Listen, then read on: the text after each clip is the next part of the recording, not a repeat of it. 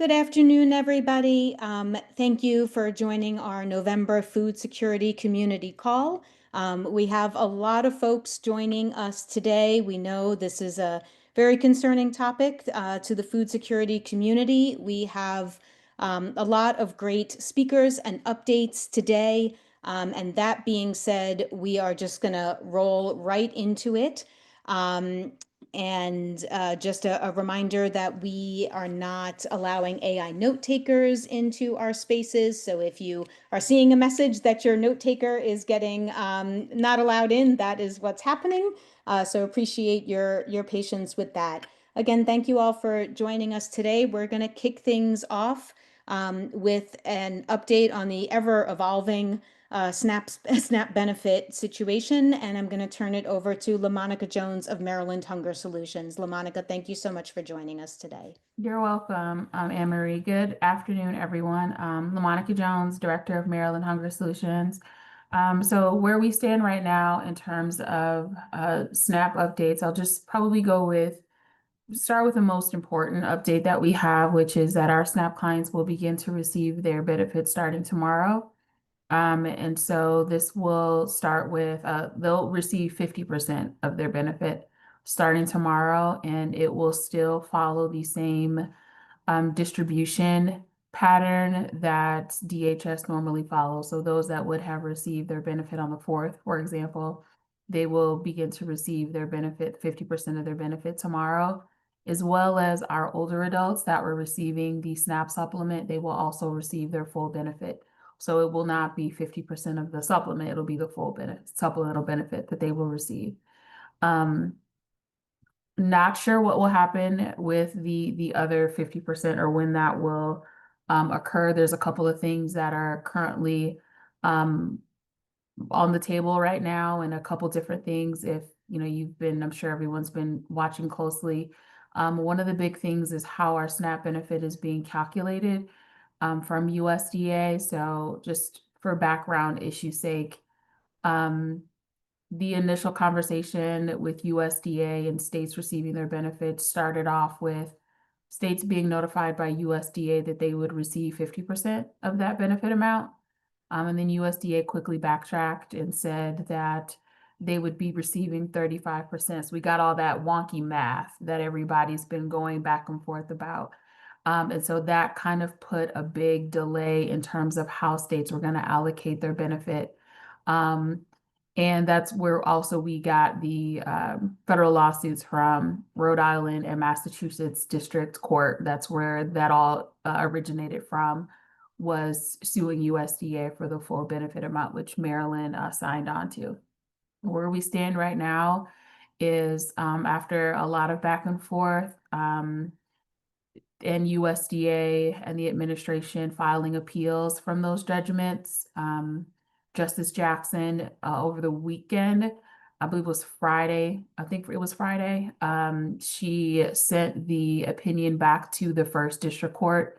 In the first district court, I believe just yesterday, maybe early this morning, I can't remember when I was reading the news, they denied the administration's stay. And essentially that denial of the stay says that USDA has to release the full funds, so the full contingency amount, plus utilize their transfer authority to move around the money as necessary to ensure the full $8 billion is allocated. We haven't received a response from this administration. I imagine there's one coming soon. We could probably see one as late as the end of the day today, which is the pattern that's holding true from this administration in releasing data the very, very end of the day. Tomorrow's a holiday, but it could still come tomorrow. But right now, the Supreme Court was the last ditch effort in terms of denying the requirement for USDA to release that full $8 billion. But regardless of where that stands, our SNAP clients will receive their full benefit amount, 50% of their benefit amount starting tomorrow. And I think that's the big update. Other questions that have kind of come up is, when will the state be reimbursed for this? Um, there's a couple things that could happen if the lawsuit pans out in the favor of the states and USDA is required to utilize all funding within their authority to allocate benefits. Then the state would have the funding in their wheelhouse to issue the remainder of the benefit. Um, the shutdown could be over. We know that there's talks right now on a potential vote to the healthcare subsidies that would hopefully end the shutdown. There's a vote, I believe, later today or later this week. So if the shutdown, of course, could be over, and then states would receive their supplement. So there's a couple things that are on the table that would ensure that our clients would receive their full allocation amount. Um, Outside of that, the actual benefit amount, we're still in the process of our HR1 SNAP program changes went into effect November 1 in the state of Maryland. So that's kind of been overshadowed with the actual benefit being delayed for November. But HR1 program changes have went into effect as of November 1. So the revised work requirements, those that are between 18 and now 64, must comply with federal work requirements, as well as a child that is 14 and younger is now deemed a dependent. So if you have a child, if there's one child in the house or multiple children, and all of those children are between the ages of 15 through 70, they're no longer considered dependents. But if you have a 15 and let's say a 5-year-old in the house, then that household would not have to comply with work requirements. DHS also issued guidance for our humanitarian residents, so our refugees, our asylees. They issued an action transmittal for how we are to consider those residents and their ineligibility for SNAP. So we still have HR1. And I think those are probably the big high level updates. But the main one being our SNAP benefits will be distributed. 50% of that benefit will be allocated to our SNAP clients tomorrow. So I encourage everyone, as you're talking to clients, family members, we have heard in different areas that there have been some challenges with the SNAP card, not the SNAP card itself, like it's been declined. So not that the benefit is not there, but there seems to be an issue with using the card at a grocery retailer. So it could have just been an isolated incident, but we want to be mindful of the impact on our grocery retailers as well, and what's happening when a client goes to utilize their card at the benefits. So it's not that retailers are canceling SNAP, but I've heard it in a couple different places. I think I heard it I got an email today. I heard there was an issue at a Whole Foods. In another state, there was a Dollar General. So there's been some back and forth with grocery retailers. So just keep uh, an eye out for any challenges that may occur there. And I'll stop there for anyone that has any questions. Thanks, LaMonika. There are actually two questions in the chat. The first was a request to repeat the update about humanitarian SNAP benefits, so those for asylees and refugees. I'll put the guidance in the chat. This is the guidance that we received from DHS directly. This is the action transmittal. Hopefully everyone can open this up because it's a SharePoint document. So, hopefully everyone can receive that. But the date for that is November 1st. Okay. So all of the program changes okay, I know sometimes there's issues with accessing for non-government sites for folks. It's some challenges with accessing the action transmittal.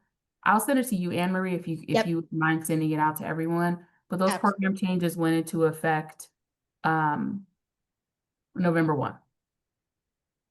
Absolutely. We'll get that from LaMonika and we'll share that out.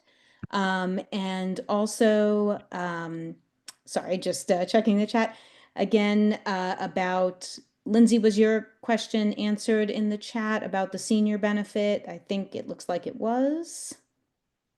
Okay. Yeah, the senior benefit is $50, and they will receive that. They will receive that tomorrow as well. Yes. Okay. And just a question about what could be available tomorrow. Is that for all clients or based on the usual distribution schedule? So it's based off of the date. That's the Yep. guidance that we receive. So they'll be receiving 50% starting tomorrow. And so if you received your benefit like on the 1st or the 2nd, you would get it first. And it's just going to follow that pattern. So, but everyone should eventually receive 50% of their benefit as we go on. But it's supposed to be by date from the guidance that we receive. If something is different, please let us know. I know there's been a lot of changes in the last couple days, but it was last update we had, it was those who received it the top of the month they would get it first. But I don't think it's going to follow that exact schedule because we're already at the 10th.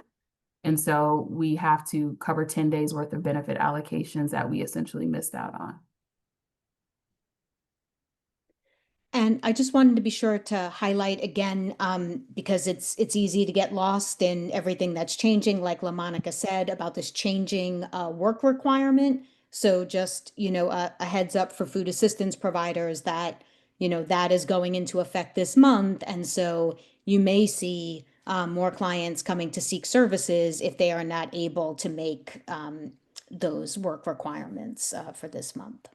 I'll also just add, we did receive some guidance from DHS, and this is also for our WIC families as well, for our furloughed workers that are signing up for SNAP and WIC probably for the first time. They're ineligible because they exceed the income requirements.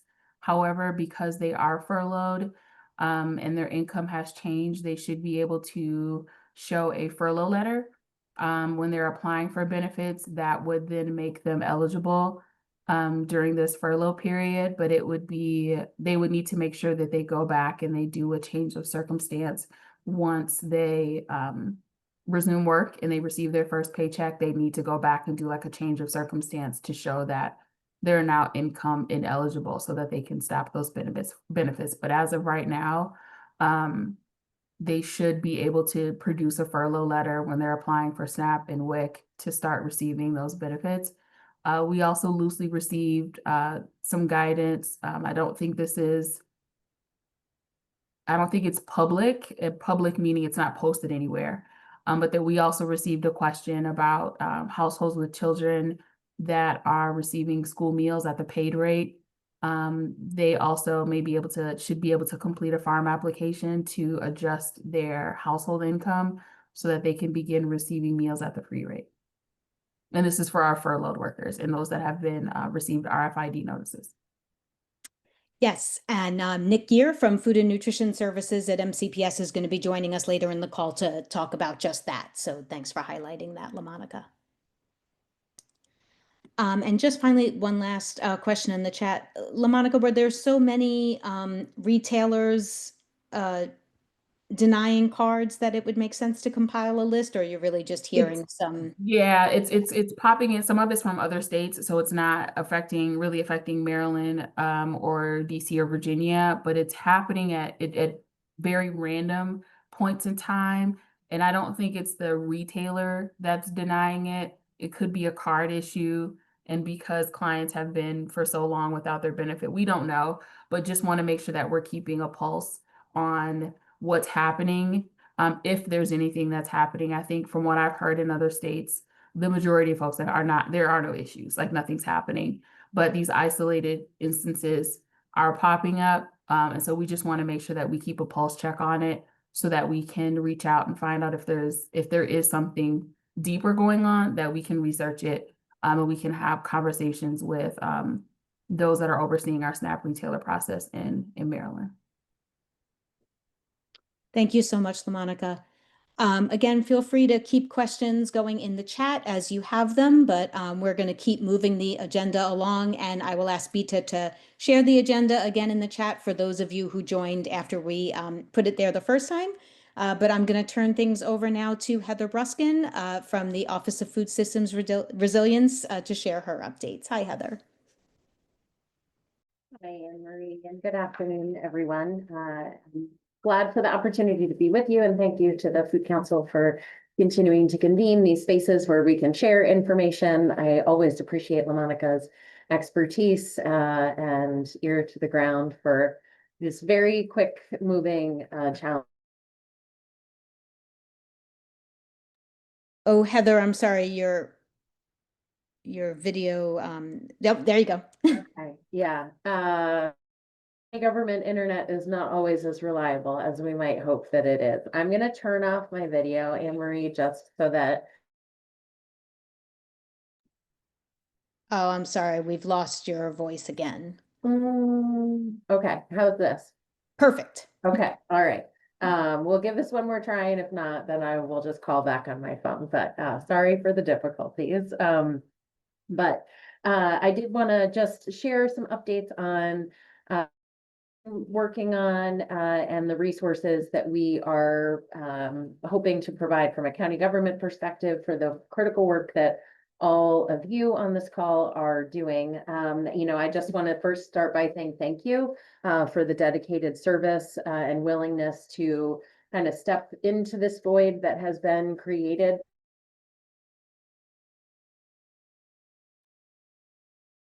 Heather, I'm sorry. I think we're going to have to ask you to call in. Okay, all right. I'll That's be back. Thanks, Anne-Marie. That's okay. Thanks. Actually, I see that Nick Geer is with us, so maybe Nick can hop in while we're waiting for Heather to come back to finish up on the farms forms. Hi, Nick. Hey, thank you, Emery. Sorry, I'm in a cafeteria. So if there's any background noise. Yeah, thanks for having me. So I was just going to speak quickly about free and reduced price meal application. So first about the official farms data. Obviously it was collected, the 31st of October was the last date. And so we are still on track. I think last year we shared it on the 14th of November. So we're still on track for that on or around the 14th to have that official farms data for MCPS. I will say too, I've been on, and thank you, Anne-Marie, for hopping on a call with the family engagement specialist, the Parent Academy last week. I was also on with the parent engagement specialist team on Friday afternoon, just talking through, especially around the, hopefully the shutdown is sunsetting, in its sunset right now. But as far as furloughed workers and farms applications are concerned, we have gotten guidance from, and we've been giving guidance to families and have gotten official guidance from the state agency that folks, for the different than SNAP, the furlough letter is great, but we just are encouraging anybody and everybody to apply for farms. They can apply as many times as possible throughout the year if their income changes, if it goes up, if it goes down. And so just putting their current income on the farms form, they will be approved if their income meets the, is within the guidelines of the USDA eligibility criterion.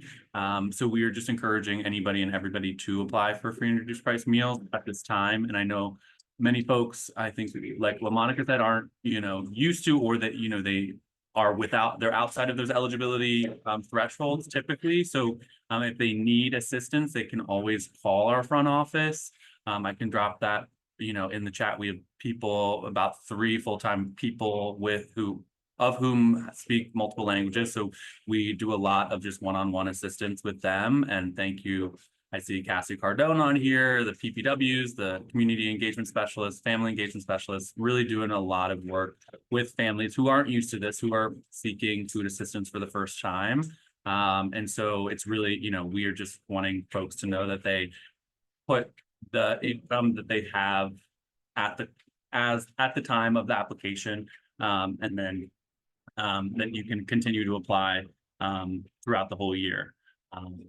I think that's all I have on my my list. If there are any other questions, Anne Marie, I didn't know if you wanted to cover anything else. No, that's perfect. That's perfect. So thank you, Nick. And just, again, so availability of food and nutrition staff to support with those, but also the Food Council's food resource specialists who do nutrition benefits outreach. They can also assist with farms forms completion and SNAP enrollment applications if you are interacting with families who may not have experienced this need in the past. Please do feel free to refer them to us. I see that Heather is back, and so perfect timing, and we will switch back over. And thanks, Nick, for jumping in. Well, thank you, Nick, for stepping in where I was challenged, and apologies to everyone for the technical issues, but hopefully this will do it, and I'll talk fast just in case I struggle again. But what I had been saying, in case you didn't hear, was I just wanted to start with deep appreciation for everything that our food assistance provider partners and food system advocates and everyone who this is an all hands on deck situation, and our community truly has stepped up in ways that they always do to support our neighbors in this incredibly difficult time. And I think that it is beyond our county's financial resources to completely close these gaps. I think it underscores how federal resources really are the foundation that all of our state and local food security programs are built upon. And so when that foundational resource is shaken, it destabilizes everything alongside it.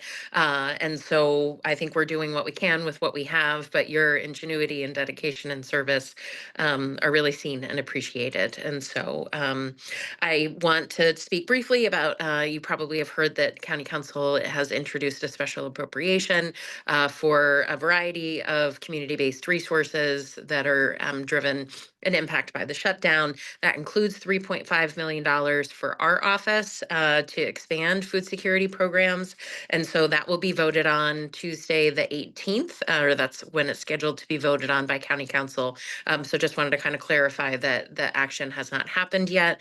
So please pay close attention to that. But we are looking at finding ways to use that funding. Again, it's an incredible investment that I don't think has been really replicated in any other jurisdiction that I have seen with local dollars, but it still won't even cover 2 weeks of SNAP expenses in the county. And again, we just don't have the resources to do that. So we're doing what we can to develop a diverse set of investments across our partner network, leaning on some of our key partners, as well as all of our many food assistance providers through the community food assistance grant program. And so in addition to direct food assistance, we also want to focus on supporting our vendors. And so our Maryland Market Money partnerships will be expanded. And so if you aren't aware of, SNAP participants can go to any of the participating Maryland Market Money farmers markets and buy $25 worth of product. And that is something that the county is providing support to, in addition to what the state of Maryland invests. We also want to make sure that we expand SNAP outreach and enrollment initiatives because at this time when SNAP is getting more complicated, both to apply for the first time or to maintain enrollment, is also when the federal government is disinvesting in the organizations that do this critical work. And so we want to make sure that that provider network is stabilized as well. So don't have any details yet because the funds have not been officially released, but just wanted to give you a sense of what we were thinking about, and also that our community food assistance grantees have received the outcomes of those applications. And so many of you will see some funds that are from already appropriated OFSR budget resources, and then some additional funds that would be supported through the special appropriation when passed. So in addition to the funding, which we all know is just a piece of that, I also want to talk about how we've been really striving to provide communications resources for internal and external audiences. We've been working really hard to stay updated on everything that's happening so that we can make sure that county leadership and all of the different agencies are informed by what's going on. Last week, we had an internal Montgomery County government interagency meeting where we invite all of our partners centers because whether or not their job descriptions involve food, we know that their work touches residents and consumers. And so want to make sure people are aware of what's happening so that we have diverse information sharing networks inside of county government. But we've also created tools in English and in Spanish that outline the specific resources for impacted residents during the shutdown, as well as ways that people can help, because we're also getting an outpouring of people and organizations who would like to contribute to supporting their neighbors. And so the Volunteer Center has put together a terrific website that is specific for food assistance needs. And so any of our nonprofit organizations who are on here, if you need volunteers, if you need donations, and Kira, my incredible colleague, is putting in the chat box some of those links already, but please go onto the Volunteer Center site and post what your needs are, because that will be a really important touch point for where we refer residents who want to contribute time, treasure, or talent.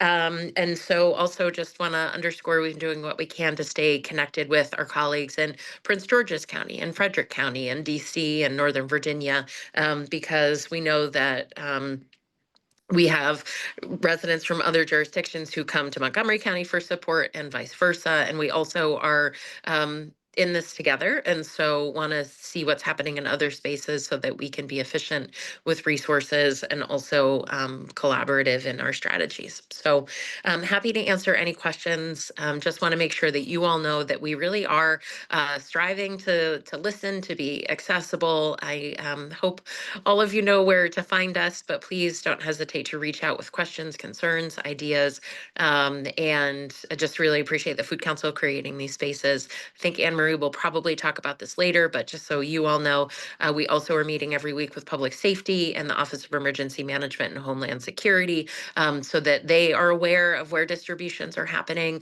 around the county each week, and also to make sure that you all know where to get help and when. But just want to underscore, if you have resource needs, to communicate those to the Food Council or to my office. If you have a time-sensitive issue that is happening that is not an emergency, call the public safety emergency number, a non-emergency number, and then if it is an emergency, calling 911 or your local district commander. So I think, Anne Marie, that Zach will be on today too to add some additional information, but just want to make sure that you all know that we strive to be your point of contact for questions and resource needs. And so please don't hesitate to reach out to us because our partnership is really important. So thank you, Anne Marie, for the chance to be here, and sorry for the internet connectivity issues. All good. Thank you so much, Heather. So to pair alongside that, the local response with what is happening at the state level that will come down to the local response. I'm glad to have Joe Liu here from Capital Area Food Bank. Thanks, Oh, Anne and Marie. sorry, I realized I just jumped right in there. Did anyone have any questions for Heather before we move on? Again, happy to please put it in the chat. If you do, we can always answer those as we go along. Thanks, Heather. Take it away, Joe. Thanks, Anne Marie. We say all the time that SNAP provides 9 meals for every one the charitable food assistance system can provide, and that's the situation we're facing. When we thought SNAP would be completely disrupted in November, the governor found $10 million to supply charitable food assistance, $1 million for the Maryland Emergency Food Assistance Program, and $9 million split between the Maryland Food Bank, which covers the entire state except for Prince George's and Montgomery, and the Capital Area Food Bank. We received $3.5 million for our 2 Maryland counties. And our first priority was to surge as much food into the system as possible. So we ordered a lot more food. We've been, I see Gabby's on here. She's been connecting with all of our network partners. to see if they can take more, if they can have shipments drop ship directly to them so they don't have to come through us. We're trying to fill the pipeline as much as possible. But we also realized in doing that, we couldn't possibly fill the gap ourselves. So we wanted to leverage the private sector and commercial food distribution channels. So about an equivalent amount that we're surging in food, we are doing sub-grants to all of our active agency partners in Montgomery County, as well as Prince George's. So if you're an active partner, you will be getting a grant. You know, our really small pantries, maybe it's it covers a trip to Walmart or Costco. For our larger partners, it's a bit more, but the idea is we want to maximize food procurement across the board, not just through us, but also through other channels that our partners have.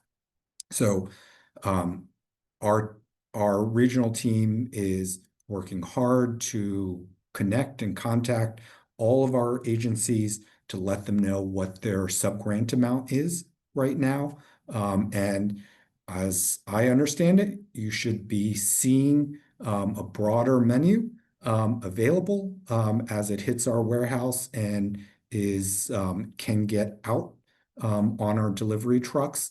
With the state funding, we are waiving the usual $75 per truck delivery fee to our agency partners. So all of the additional food supported by the state is available for ordering at no cost, no delivery charge. And if you're an active partner and you know who you are, you'll be getting a sub-grant from us. So we need to move that paperwork as fast as possible. There's some things we don't usually do because it's state money, like a lobbying disclosure form that we have to provide back to the state. So that's all in the works. If you've got any questions about that stuff, Gabby's probably a better resource. I don't know if Roberto's on as well, but I can talk about the sort of big picture a little bit. Yeah, and just to add, thanks, Joe. And just to add a little bit there, we have already sent out cash grant awards to partners, to all of our partners in Montgomery County and Prince George's last Friday. So you should have received your grant award notification. We are hoping to get everything back from partners as of November 14th, so we can execute and provide that funding to our partners. And as Joe said, the supplemental food is already available in our menu, and you will be able to see, partners are able to see that the food comes at no cost to them. So trying to have all shelf-stable produce items, proteins that we have been able to procure for this 5 weeks.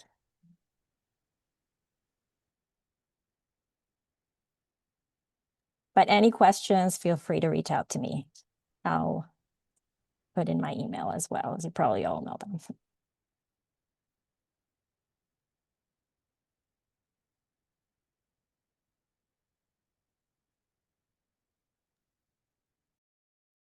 Okay, any other questions for Capital Area Food Bank? All right, moving things along, I will turn things over now to Zach. Like Heather mentioned, we have been speaking with the Office of Emergency Management and Homeland Security for the county.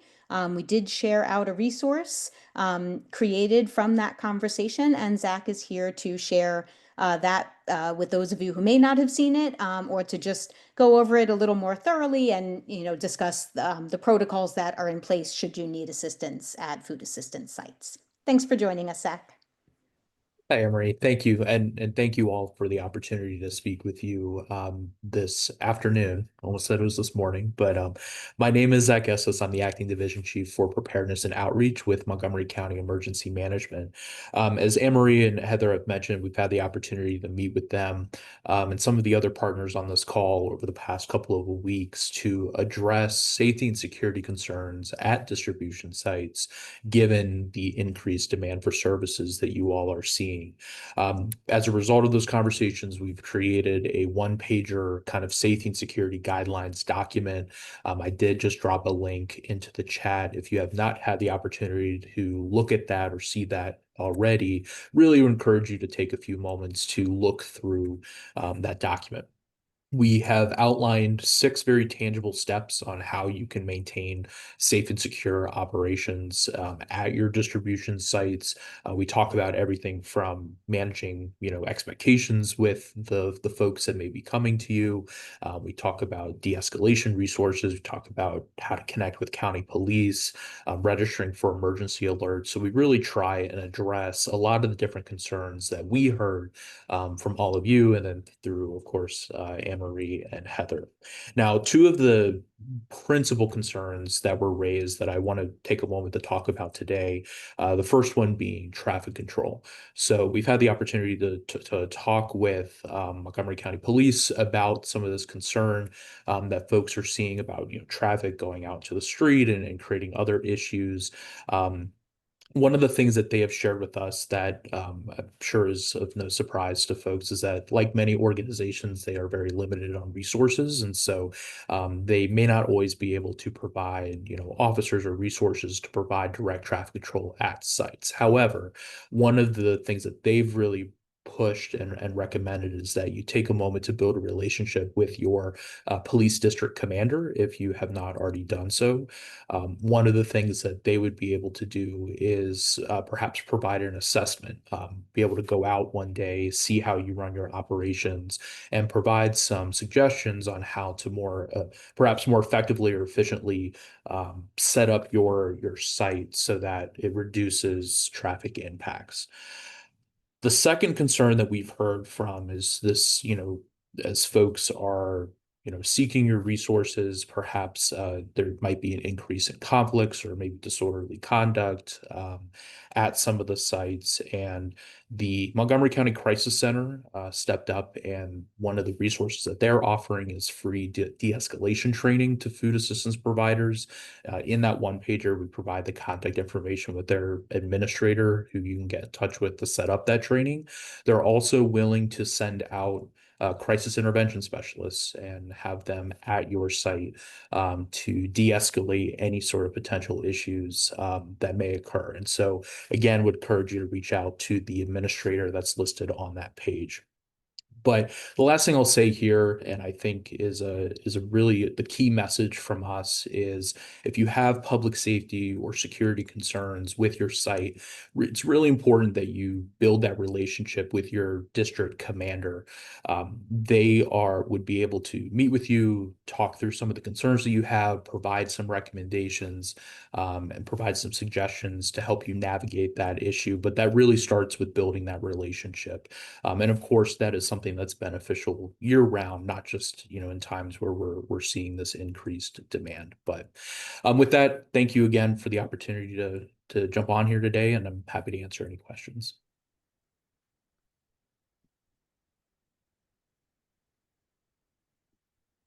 Any questions for Zach?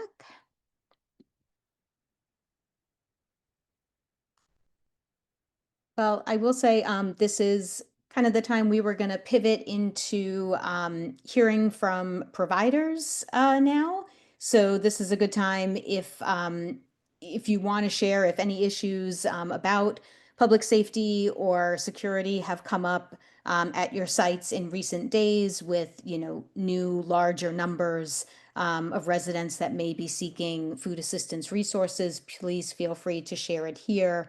But otherwise, I did just want to make a good amount of time on the agenda here for the providers to have a chance, to share and note what they are seeing. While people are maybe kind of thinking that through, I'll just share a few general announcements to keep in mind for those of you that are OFSR CFA grantees. There is the requirement to be posting your food distributions onto the county food distribution calendar. So if you are a new grantee, we will be reaching out to you about that to provide you information and resources. But if you were participating last year as well, the requirement is the same. So please do continue to post that information. As Zach may have mentioned, Zach's office does have access to the information in the calendar, so they are aware of distributions that are coming up in the near future, and can be better prepared to respond if you require any assistance, at any of, if something occurs at any of those events that you might need assistance with. Like Heather mentioned about the volunteer center, please make sure that if you are looking for volunteers, that you have posted those opportunities on the volunteer center. We can help connect you if that is not something that you have experience doing. I will also reference the newsletter that we sent out on Friday on all of the updates that we had to date. We will share a link to that in the resources that go out from this call in case you didn't receive that. And obviously, we will keep communications open with LaMonika and share updates as we have them from there as well. So just wanted to get those few things out there, but I know a number of providers are participating on the call today. If there is anything that you would like to share about what you're seeing on the ground, any challenges that you're having.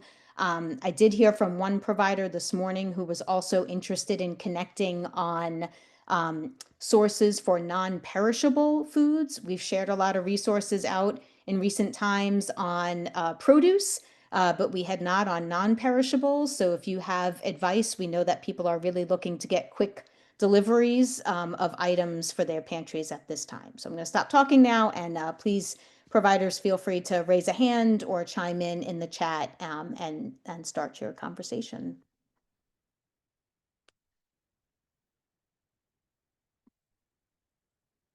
I don't know, Pastor Diana, you look like you're about to say something. Yes, I just want to give thanks to the council for all the wonderful work. Marie, Heather, all of you are a wonderful team and always helping us and supporting us. Thank you so much. In partnership with the police, Montgomery Police Department, and I don't remember two other partners, but we are going to be distributing chickens and turkeys on November 25th. All day, one day distribution. We will be closed on Wednesday for the seniors, but so everyone is welcome to come on Tuesday, 25th. It's from 9 a.m. to 4 p.m. all day long. First come, first serve. It's a huge United Methodist Church in Wheaton, Maryland. Thank you. Thanks, Pastor Diana. Seeing some things being handled in the chat. Any other providers?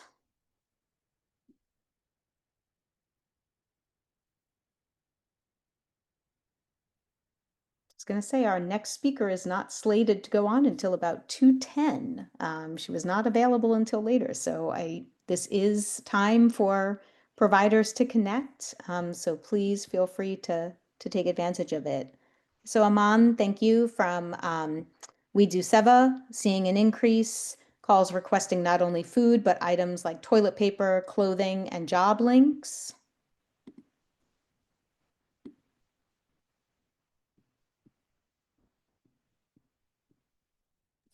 Can you repeat that one, please?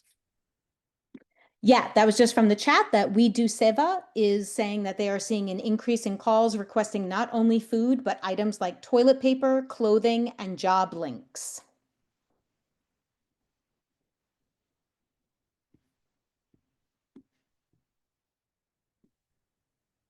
I will also share. Barbara, sorry, you're having an echo. But feel free to put it in the chat, Barbara, and I'm happy to read it out for you.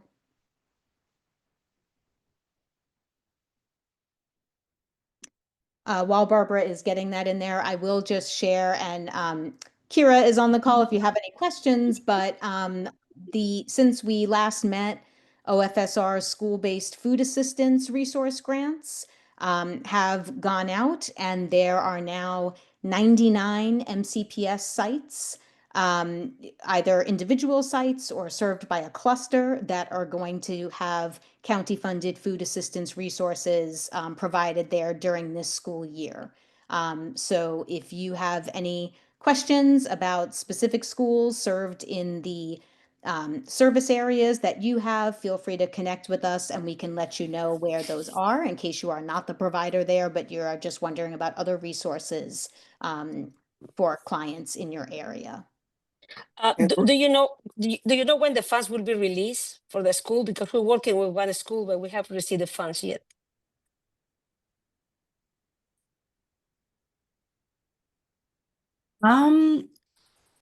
Hi, I'm Kira from OFSR. Remind me, is this Hughes? Yes, Pastor Dion is with you. Okay, that's what I thought. So have you received the DPO by any chance? You have? Oh, Yes, and we this, submitted long ago. oh, yeah, you should have. It usually takes about 30 days from when like we've submitted it, when you submitted it, to get the Okay, funds. okay, But it usually doesn't take that long, so it should be soon. okay. Thank you. Because we are donating some food to Springbrook this coming Friday. There will be 12 youth volunteering for the high school to come and pack up the food. So Saturday we had the first delivery to them. Yeah. I'm sorry. All of our school-based grants got delayed Okay, in some way. So yeah, yeah, sorry. Hopefully you get it it's soon. okay. Yeah. Anne Marie, Yes, Stephen. I'd like to ask a question Yeah, please. of Manna. So things have been moving very quickly from getting notifications on whether or not you are going to be approved for a grant, then returning the paperwork. And then I found out we had to also do new paperwork for Manna. So we were not able to order right away. And my question is, how fast is Manna turning around these new monies so that continuing grantees or renewing grantees don't have a break in their ability to order? If we've returned the paperwork, can somebody tell me, is that turning around? Because we were not able to order food for tomorrow's distribution like 3 days ago.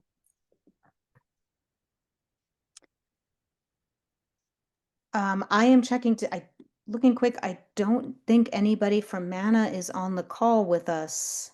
Yeah, I think that's probably a question for Jenna.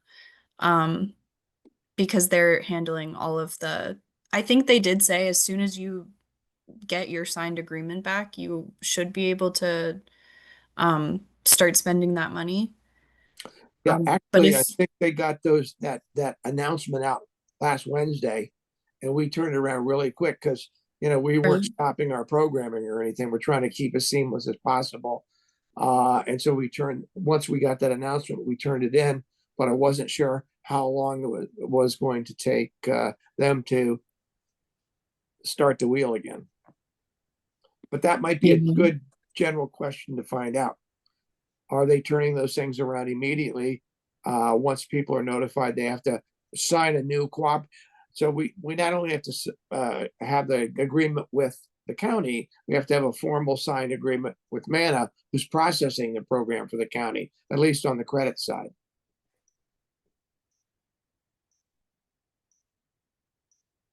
Okay, yeah. I can check in with Jenna and get back to you.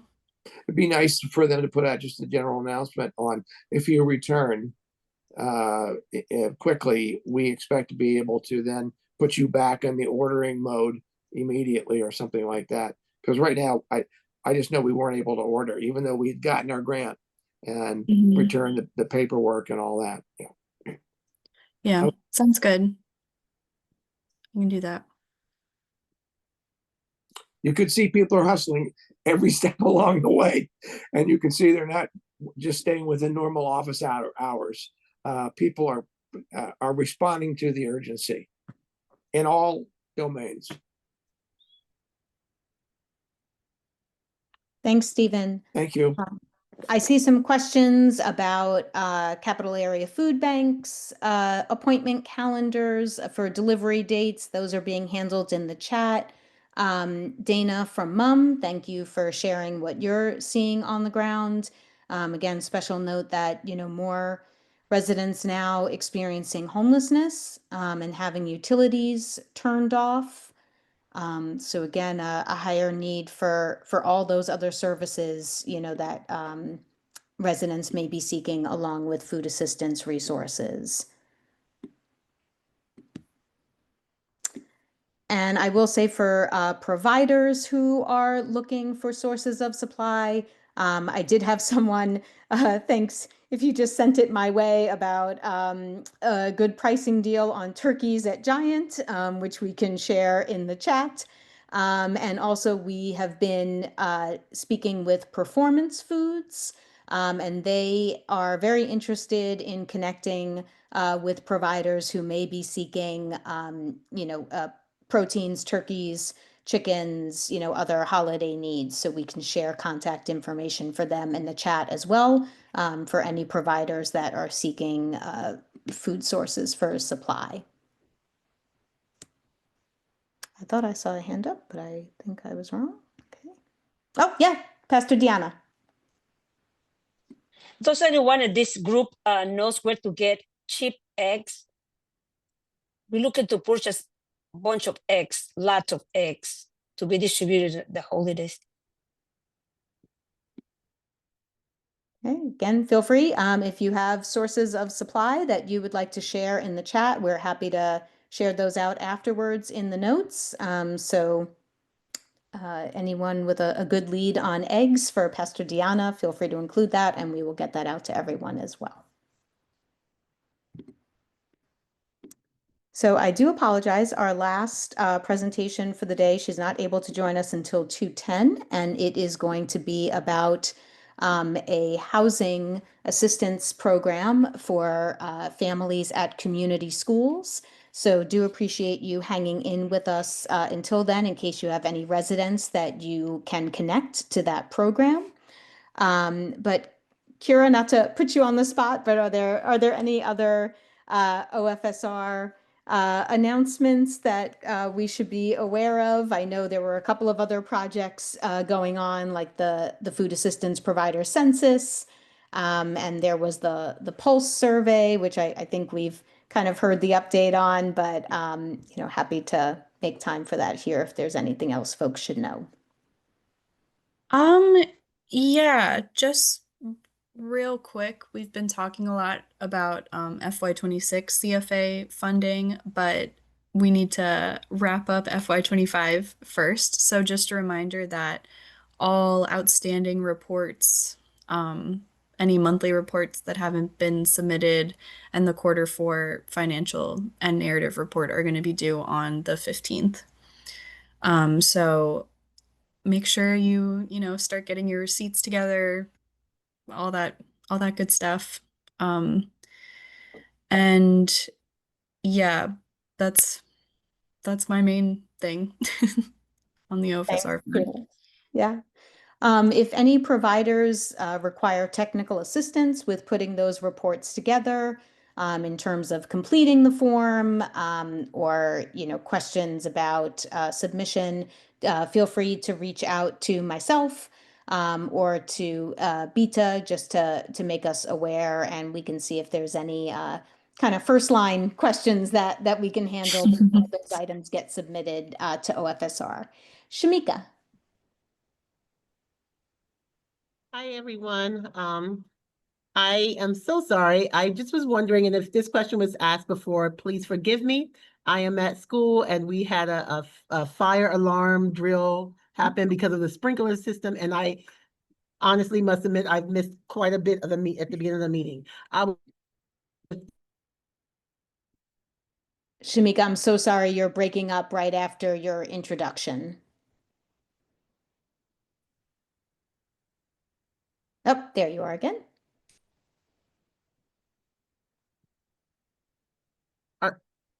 Are you able to hear me? Yes. Okay. I just wanted to make sure.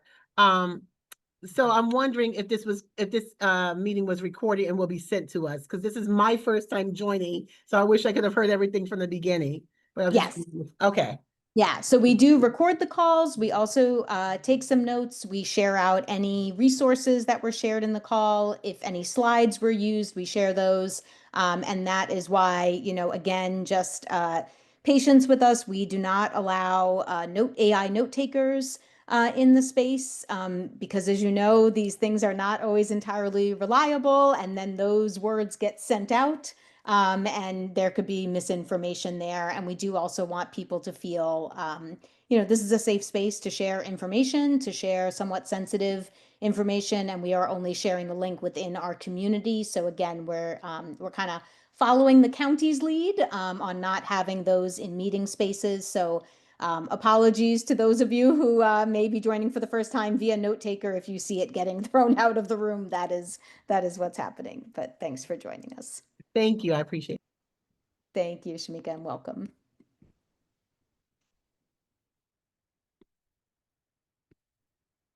All right, I'm just going to start. Carla, thank you for information on turkeys and chickens. I know that some providers participate in the county's holiday food distributions, and I know that those have, been a little less coordinated over the past year or two. So sometimes we have folks reaching out to us about participating in that. Oh, actually, our next presentation is here.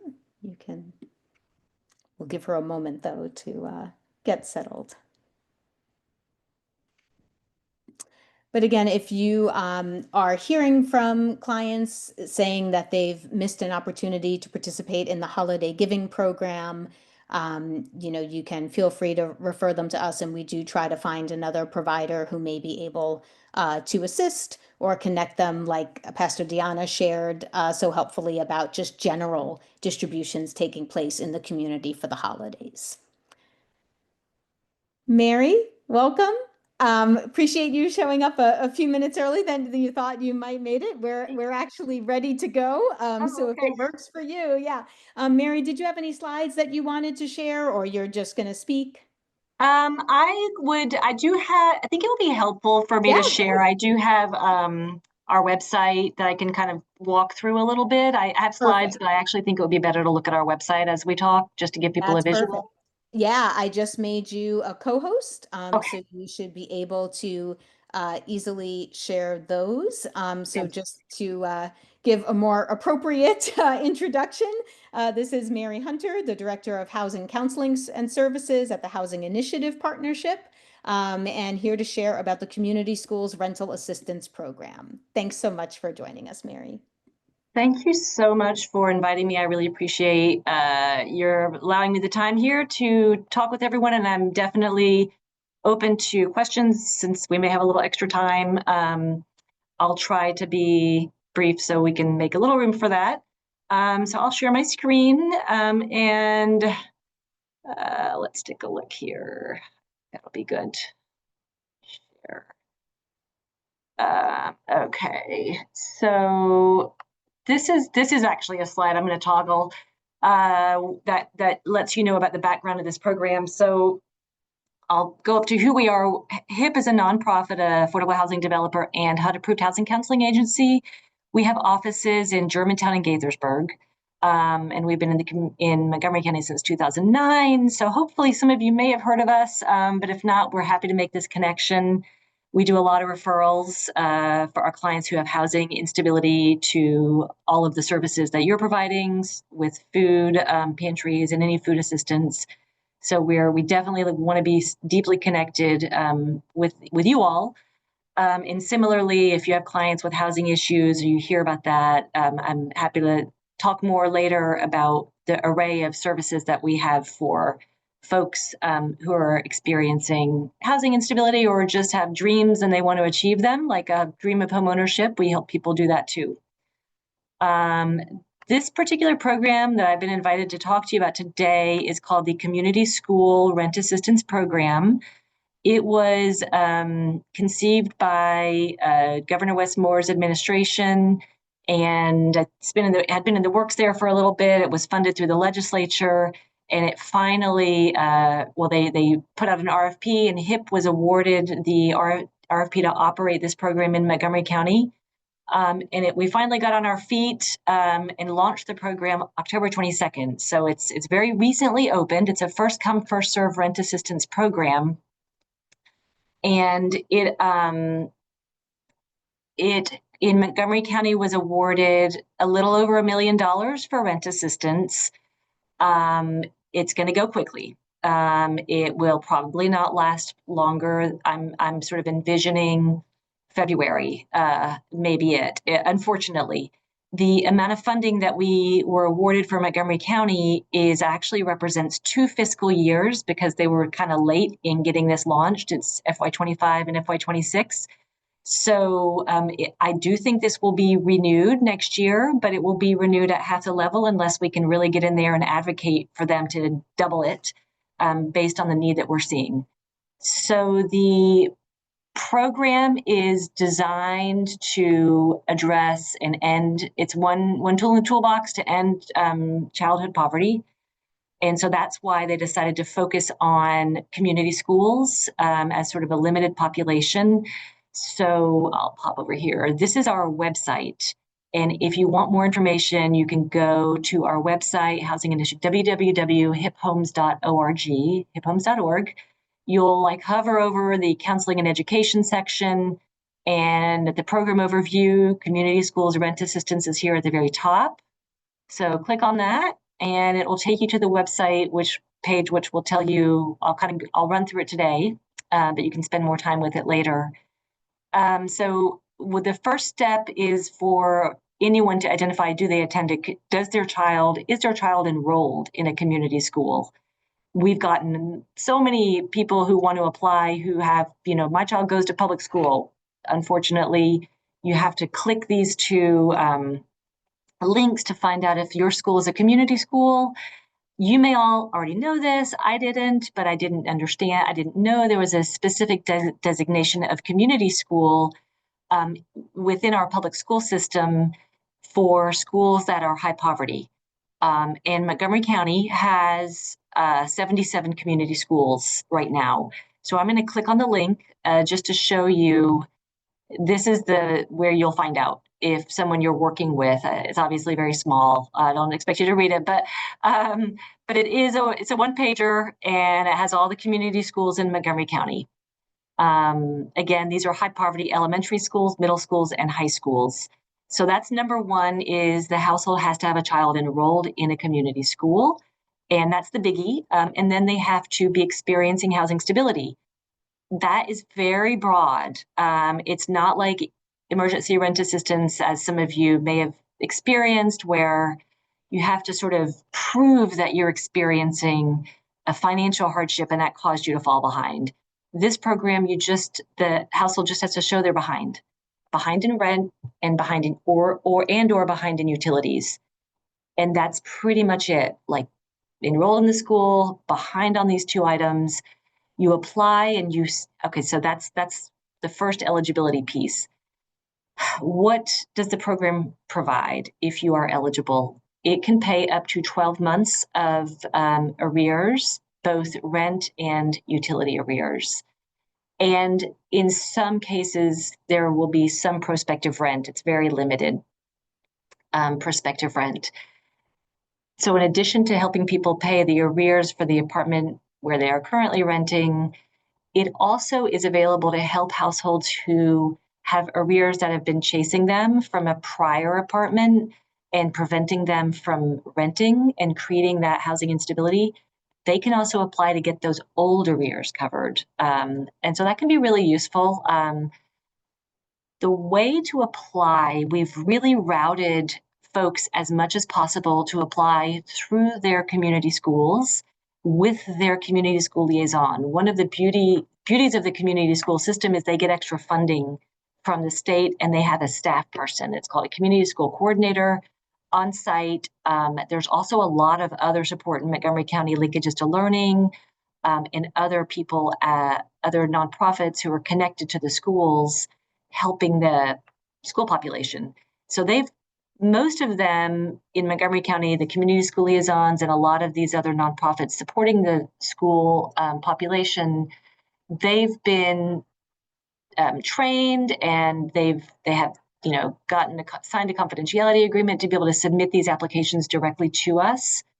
And we really like for them to do that because we've experienced, people having trouble with these kind of applications. They're electronic portals, and even if they're in paper, they have to provide they have to provide some backup documentation. They have to coordinate with their landlords and get ledgers. And all those things, while they're busy trying to do all those things and get them uploaded, they could be getting evicted. So the more that they can get some hands-on assistance by their schools have bought in, they're committed to helping, the better. So if they're interested in applying, they would go to confirming their eligibility. That's what I'm going to open up this one. Okay, that one shows, yes, confirm your eligibility. You go to the school, you gather your documents. We do have a document checklist here. This is a long list, but a lot of this is optional or if applicable. The primary things are verification that your child is enrolled in that school. If you have someone at the school helping you apply, they just check a box and that's done. If you're applying on your own, you can submit a report card. There's a lot of different documents they can provide to show that. They have to provide a lease agreement, or I will tell you that the state understands there's a lot of informal leasing situations within low income households. And many folks are renting a basement. They're not on the lease, but they're paying the person on the lease rent. Those households can also qualify for this. They do not have to be on the lease. They do have to demonstrate that they have been paying rent to someone on the lease or someone in the household, and then that they stopped paying rent, so they kind of fell behind. So there's documentation they could provide for that.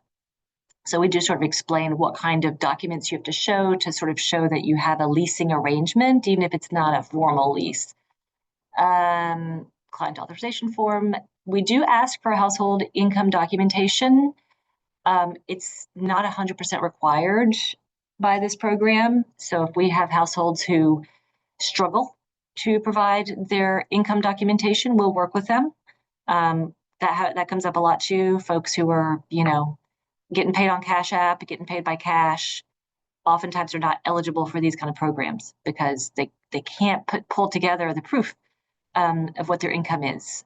So we make every attempt to collect it, but again, it's not going to kill their opportunity to get the assistance if they can't provide it. And then, so that's really what we want from the client. And then they have to go to their landlord and get some of these landlord documents so we can, if they are, having that formal landlord relationship. Let's go back here. And then step 3, they pull together their document. Step 3 is they contact their community school staff to set up an appointment. And that's where they're going to click this button and they're going to see the name of their community school liaison and their community school liaisons or coordinators' email address. These folks have been trained. Most of them have been, they've been working on some applications, so they're getting familiar with the process. It's a bit of a learning curve, but there will be instances where someone tries to contact their school rep and nobody gets back to them, or their school liaison is too busy.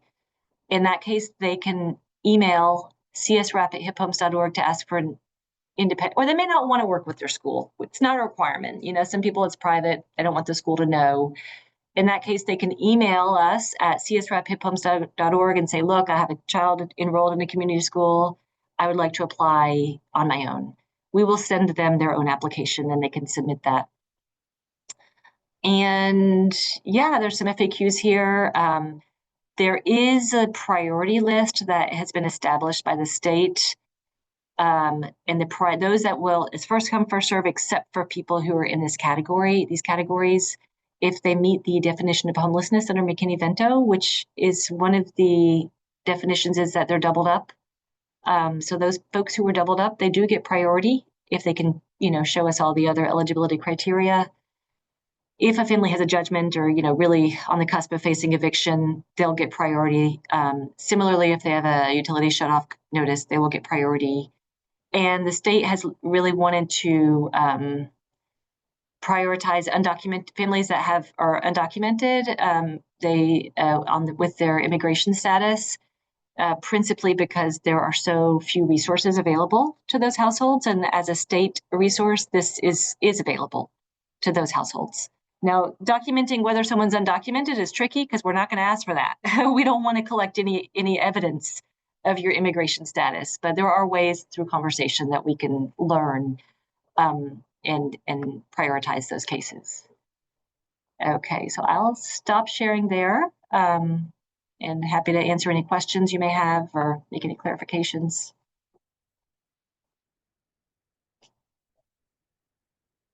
Oh, someone has a hand raised, Grecia? Yes. Hi, how are you? My name is Grecia, and I am the community school liaison here at Watkins Mill High School.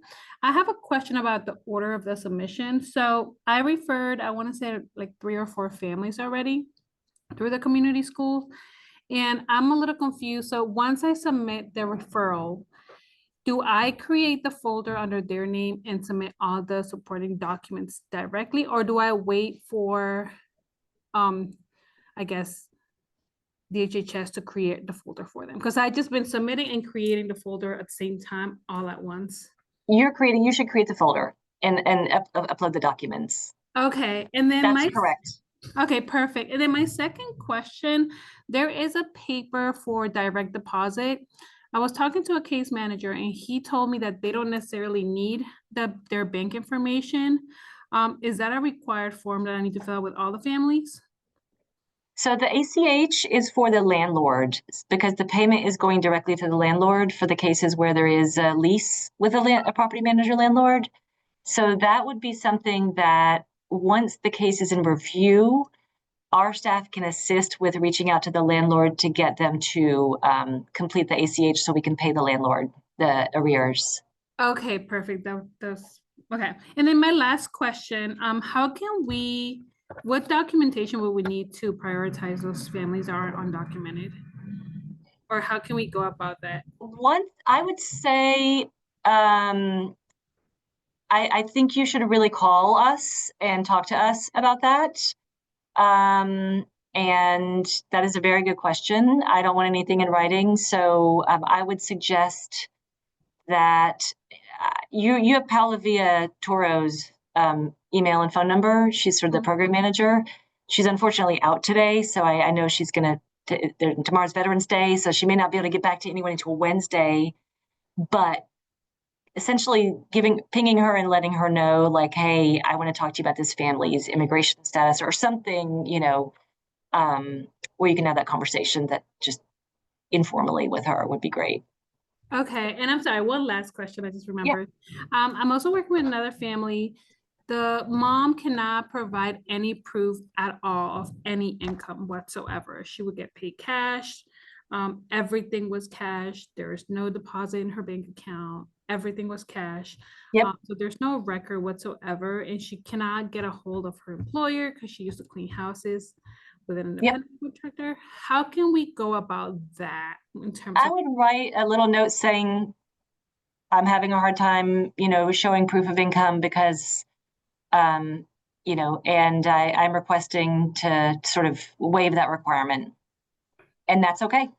There is a form for self-certification of income. And so that's something I think that's in the folder on that you can find, and the client could just fill that out, self-certify their income, and that'll do the trick. Okay, thank you so much. Sure. Mary, before we get to Shamika, there was a question or two that was first in the chat, so I just want to make sure we don't lose track of those. So first was, we have heard from some clients that their landlords don't always want to participate as they may be afraid of tax or other implications. At least one came to apply for help with us when the landlord wouldn't participate. Are you able to reach out to landlords to explain the program and answer their questions to influence them to participate? 100% yes. So basically the first step is that we'll get the application and the documents, screen it, assign it to a reviewer, and the reviewer will then reach out to, if the school helped apply, the community school coordinator and the tenant, and sort of say, this is under review. And the next thing the reviewer will do is reach out to the landlord. That's sort of part of the first step.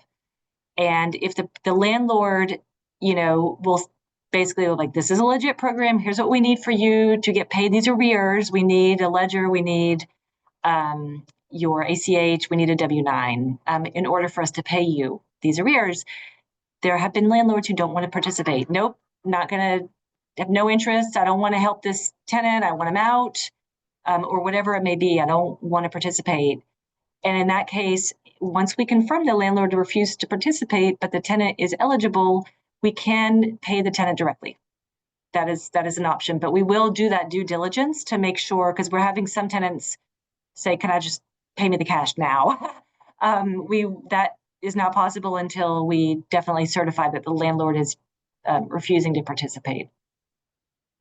And Dana is the one who asked that question. She had her hand up. Dana, does that answer everything, or was there something else you needed clarification on? I think that might be Jackie, my colleague, who's using my login. Oh, sorry. Yeah, that was me, Anne Marie. Sorry. So no, I think I raised my hand before she said the last statement that even though the landlord refuses to participate, the program is still structured in the format that they are still allowed to have the client, especially if they meet all eligibility requirements, that they're still able to be assisted. This was more for informal situations. We had a client that fit the bill, and we've helped her historically with her informal rental situation, and she's in dire need. So I think I might be reaching out directly to the office because the community liaison only speaks English.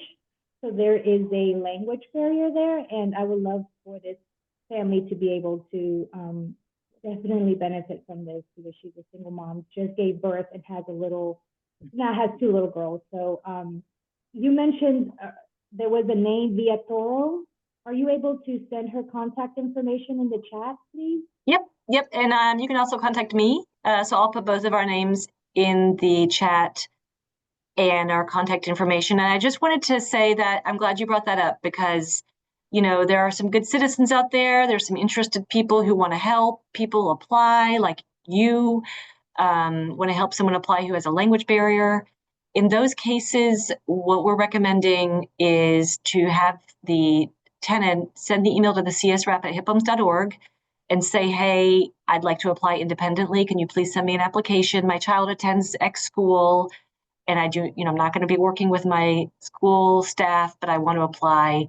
We will send that tenant the application, and then you can be available to help support the tenant. We can't send you the application, has to go directly to the tenant, but hopefully they can then kind of work with you and you can help them navigate it.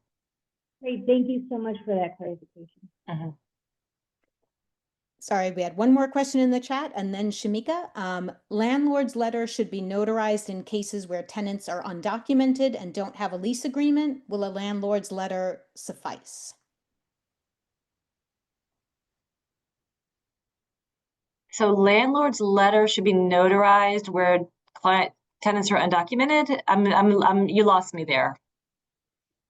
Nohemi, if you. Let me look at the chat and see. Yeah. Yes, my question is regarding people with, sometimes when they are undocumented, they don't have a lease agreement in place. So when we refer the families or the packages, can we submit a landlord's letter as a proof of the, like the contractual relation?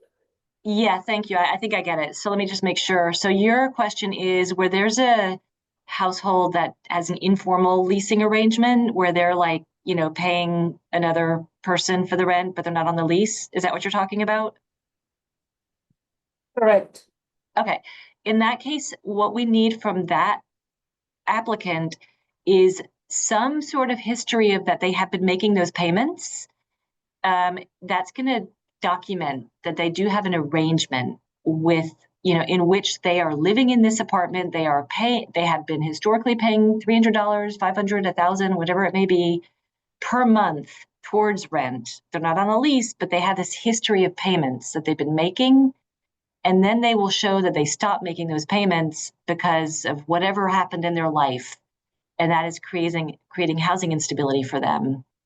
But we do need that documentation showing a history of payments to someone, and then they stop making the payments, and we would consider that essentially the months where they were not paying. Those would be the arrears that we could assist with. It's complicated, I know. It's a little clunky, but we have to show they did have a payment arrangement.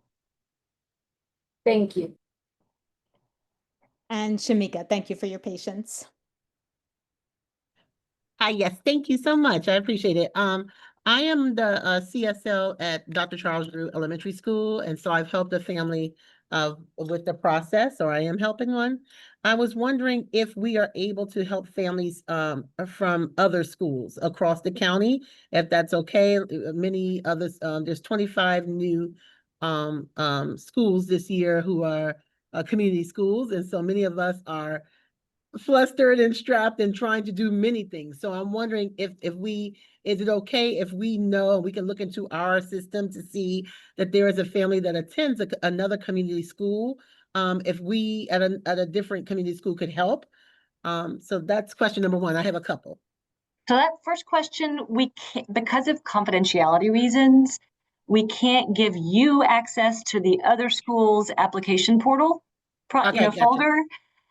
However, what you could do is if the other school's community staff is not, maybe they're overwhelmed, they don't have time to assist, and you know this household and you want to help them, you could do exactly what I was mentioning to the previous, I would say Dana Brown, but I think it was someone using Dana Brown's account.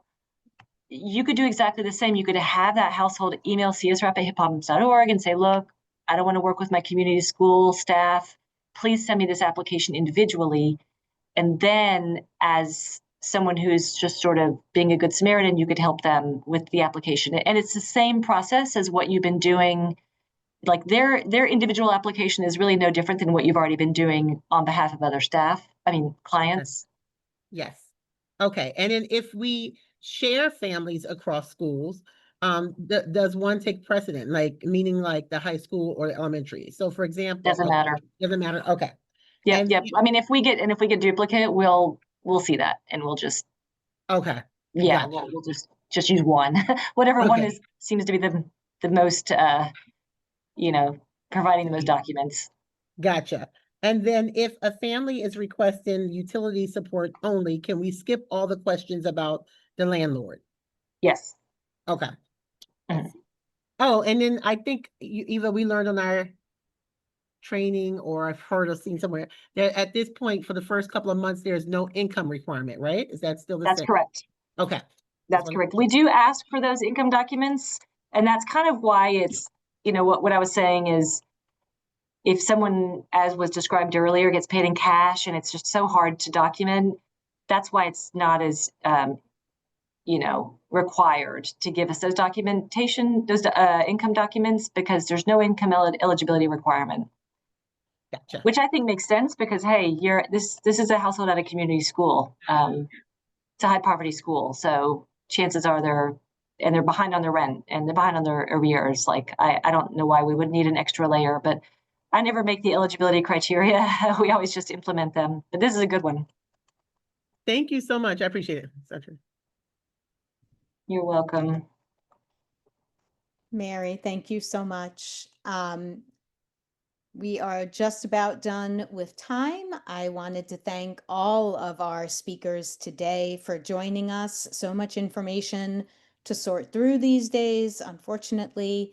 Again, we will share out especially any slides that Mary had or a link to the website and contact information for this program. We'll share out any other resources and links that were shared in the chat. Those of you that are OFSR CFA grantees, I made a note in the chat. Please save the date on your calendars, December 10th.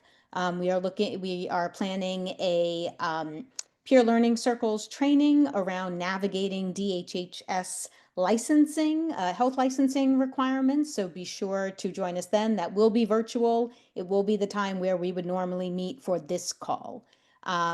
Again, thank you so much for joining us. I hope you all stay well. I hope, please do reach out to us, food assistance providers, if there's anything we can do to help connect you to other providers or resources, or any technical assistance at this time. Otherwise, have a great rest of your day. Thanks for having me. Thank Take you, care, Mary. everybody.